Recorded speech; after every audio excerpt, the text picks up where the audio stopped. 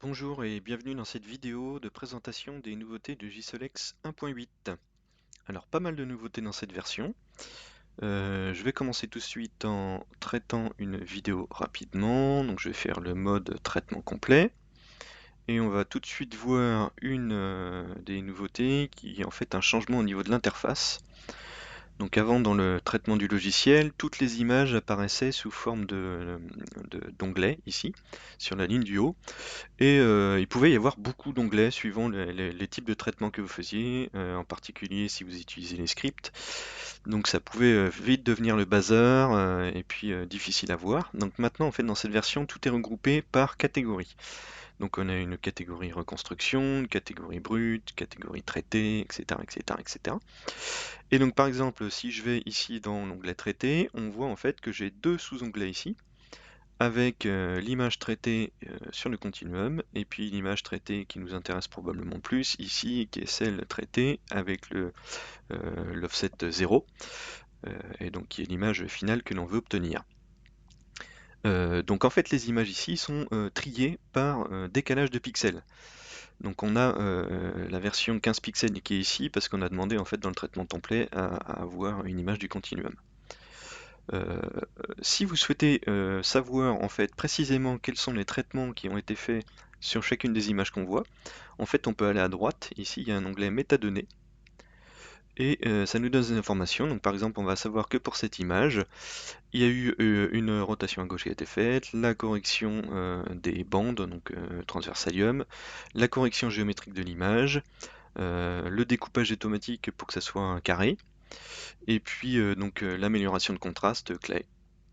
Donc vous avez d'autres métadonnées qui sont disponibles, mais ça permet rapidement de savoir ce qui a été fait dans un traitement. Donc là, voilà, donc ça c'est les principales nouveautés sur l'organisation des images. Et puis on va aller voir maintenant comment en fait ça a été réorganisé dans les paramètres de traitement. Donc là j'ai sélectionné une autre vidéo. Et donc à fond, en fait vous aviez simplement un seul euh, onglet paramètres ici pour tout ce qui était traitement d'amélioration de l'image. Et maintenant, c'est regroupé sous cette section amélioration de l'image où vous allez avoir les paramètres clay qui sont disponibles, les paramètres de correction de bande, et puis la grosse nouveauté de cette version, c'est la déconvolution. Donc, je vais sélectionner ici la déconvolution de Richardson-Lucy.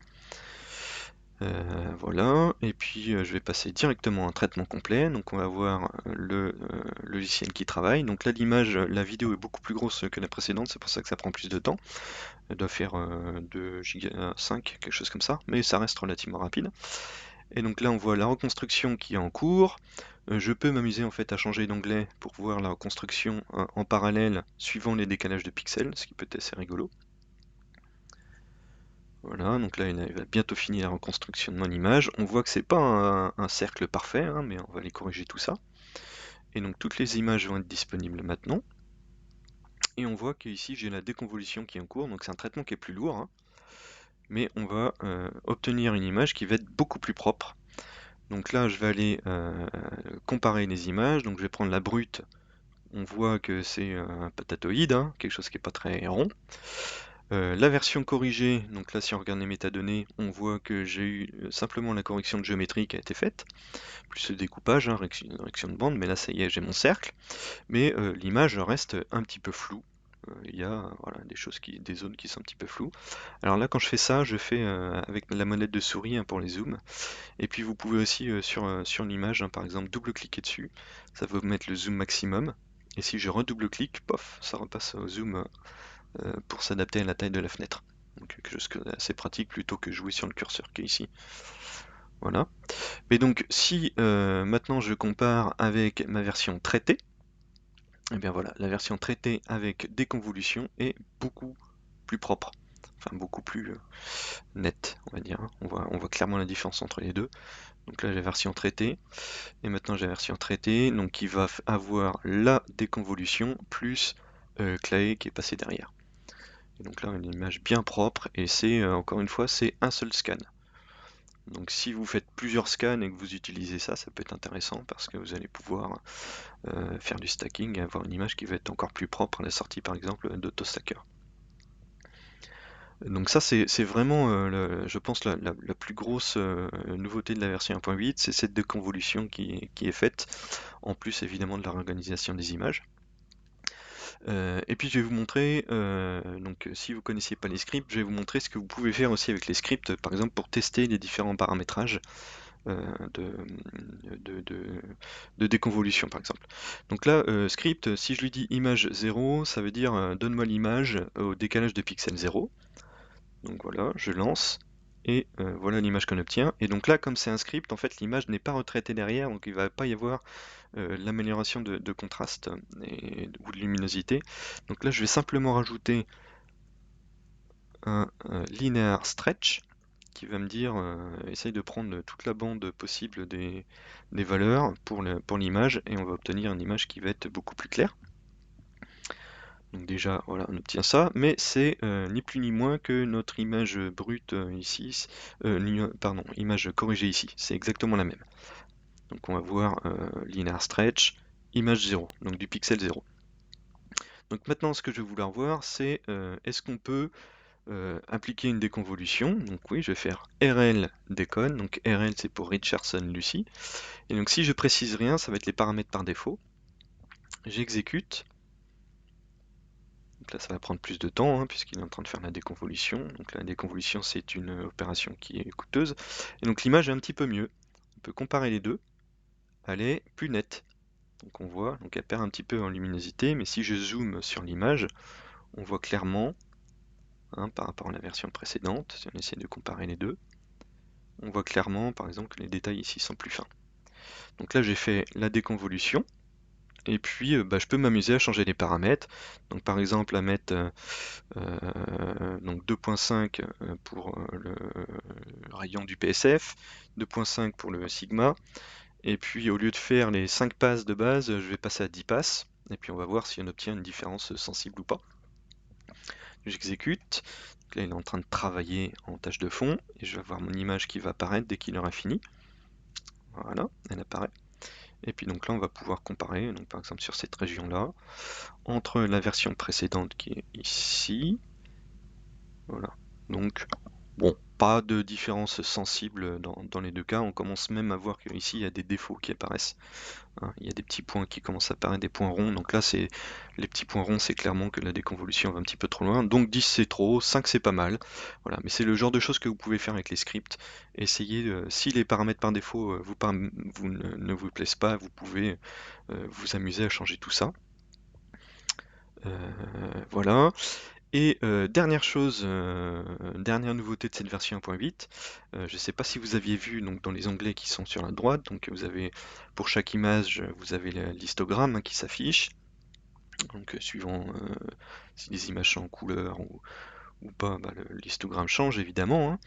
Mais il y a quelque chose d'intéressant maintenant qui est ici, l'onglet profil, que vous aviez déjà, qui vous permet de voir en fait ce qui se passe sur l'image. Alors je vais faire le traitement, hop, je vais le reprendre et je vais vous mettre les images de debug. Donc on va tout désélectionner, je vais mettre simplement image de debug et puis la version géométrie corrigée. Donc on va faire un petit traitement de l'image pour bien voir ce qui se passe.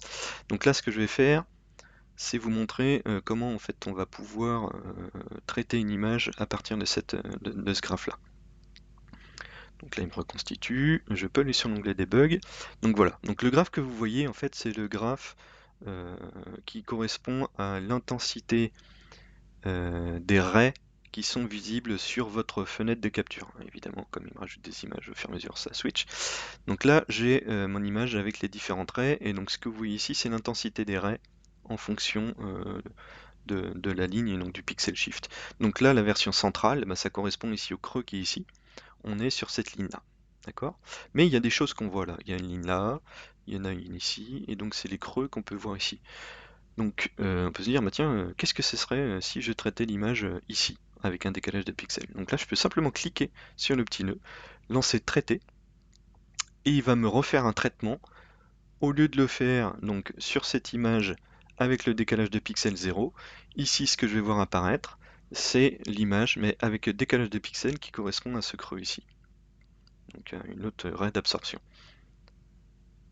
Voilà, donc là il me refait le traitement. Bon, j'ai les images de debug, c'est pas ce qui nous intéresse. Il est en train de faire la déconvolution. Et voilà. Donc là j'ai l'image et on voit quelque chose. Donc ça peut être pas mal si vous avez une fenêtre assez large et que vous avez des choses que vous voulez observer plus précisément, ou regardez, tiens, où est-ce que ça va être intéressant d'aller chercher le continuum, etc. Ben, vous pouvez simplement cliquer et puis lui demander de retraiter l'image. Donc le graphe, en fait, il dépend beaucoup de votre caméra. Donc là, si je prends par exemple la vidéo euh, que Christian a sur son site hein, pour aider au traitement, je vais faire un mode rapide cette fois-ci. On va voir que le traitement est beaucoup plus rapide parce que le fichier est beaucoup plus petit, mais on voit bien que au niveau de la dynamique, c'est une raie H-alpha pareil, mais c'est pas du tout la même. Donc les creux qu'on voyait, on voit qu'il y en a un là qui est moins visible, et il y en a un qui est par contre qui est toujours visible ici. Donc je peux relancer le traitement, et puis là, on va voir ce que ça donne. Hop, voilà. Donc toujours intéressant de faire ça. Alors si je reprends le traitement hop, sur le creux, juste pour vous montrer encore une fois, la déconvolution est désactivée par défaut parce que typiquement sur ce genre de vidéos qui sont scan rapide avec peu de dynamique, je suis pas entièrement convaincu du résultat. Je trouve que le résultat est assez agressif quand on compare à la version de tout à l'heure sur l'autre vidéo que j'ai traitée. Euh, voilà, donc encore une fois, si vous avez des feedbacks, si vous avez des bugs, bah, n'hésitez pas à venir m'en parler. Et ben, j'espère pour vous que le soleil va revenir. Ici, ça n'est pas le cas, donc ça me permet de développer le logiciel, c'est bien pour vous. Et je vous souhaite une bonne fin de journée. Merci.